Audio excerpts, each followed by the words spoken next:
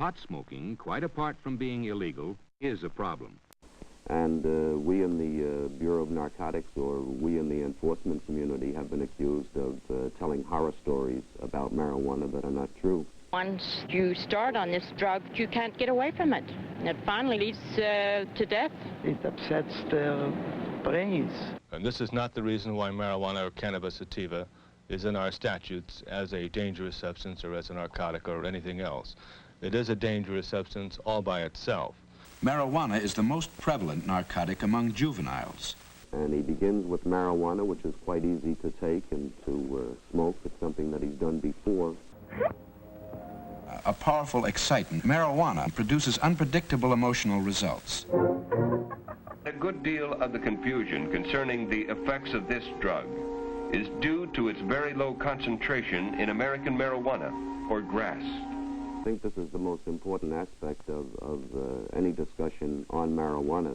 Smoking typical pot produces mind-altering or hallucinogenic experiences. There does seem to be a great amount of misinformation or inaccurate statements in regard to marijuana. In high dosage, it parallels LSD. Now, I think it's important to point out, because this is where the misinformation and where the inaccuracies begin. Many then try heroin. The pattern of escape is established. The step to narcotic addiction is short. Users tend to stick with other users and addicts who can easily get them on harder stuff. After all, it may well be a first step to real addiction, where the big money is. We have a lot of kids that are weak, or adults that are weak. And every pot smoker indirectly supports big-time narcotics dealers and criminals. And this is their escape by using drugs, whether it be marijuana or it be heroin. And in this connection, I'd like to call attention to the fact that every user is a potential dealer. They're well educated and have opportunities that are available in no other country in the world. These dealers sometimes even get cute. $2 a stick, ladies and gentlemen, $2. They've been known to mix other drugs in the grass, hoping for a quick and dependable push toward Milk. Does smoking grass lead to crime? A 16-year-old lad apprehended in the act of staging a holdup. It can, quite easily. Though each year, more and more teenagers commit crimes while up on grass. Here is a most tragic case. Yes, I remember. This is not the major problem. Under the influence of the drug, he killed his entire family with an axe. In Michigan, a young girl, 17 years old, a reefer smoker, taken in a raid in the company with 5 young men. Here's... You government men have got to find some way to put an end to it. One step would be to increase the staff of enforcement agencies. Of course, I agree with you, Dr. Carroll. Not only federal, but state and municipal agencies, too. But do you realize that marijuana is not like other forms of dope? Oh, Paula. Now I'm going to show you something that should impress you as to the seriousness of the situation. Marijuana is an intoxicating, mind-muddling drug.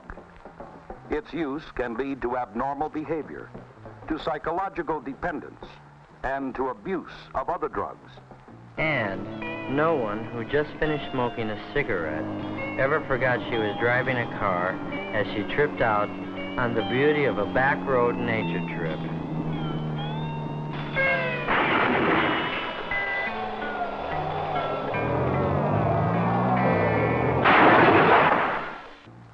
Such are the myths concerning marijuana.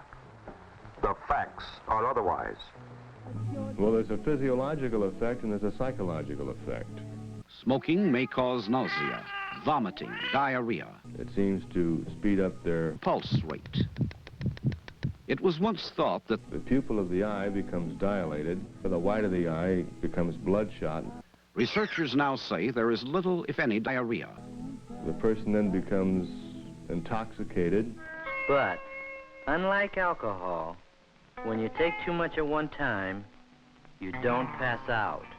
Their moods or their feelings are exaggerated. He feels unusual hunger and his central nervous system changes. And a certain inability to coordinate movements. His perception of depth and dimensions is radically changed. Quite without reason. A low curb appears as a precipice. With a distortion of sight and sound, he exhibits a marked carelessness, Time is suspended. Fast action appears slow.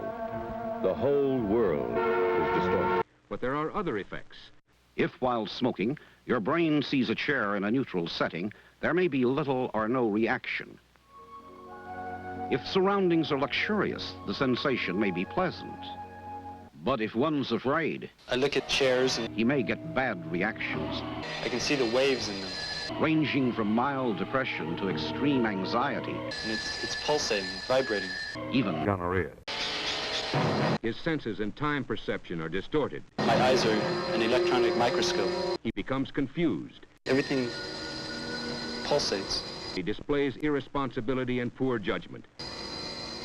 is where he comes from is considered socially deviant. If he doesn't think much of himself, you more than likely run the risk of an unpredictable and unpleasant bummer.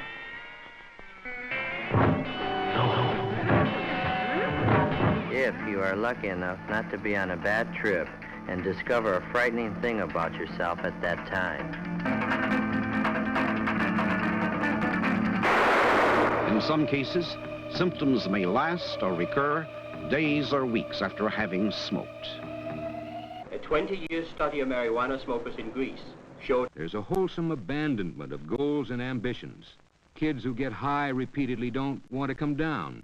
And as the days go by, he looks for more kicks, more escape from the troubles he brings on himself. It isn't the marijuana as such that causes this transition. At least this has never been documented. Each time he feels the need for kicks, he returns to marijuana. He knows that marijuana isn't physically addicting.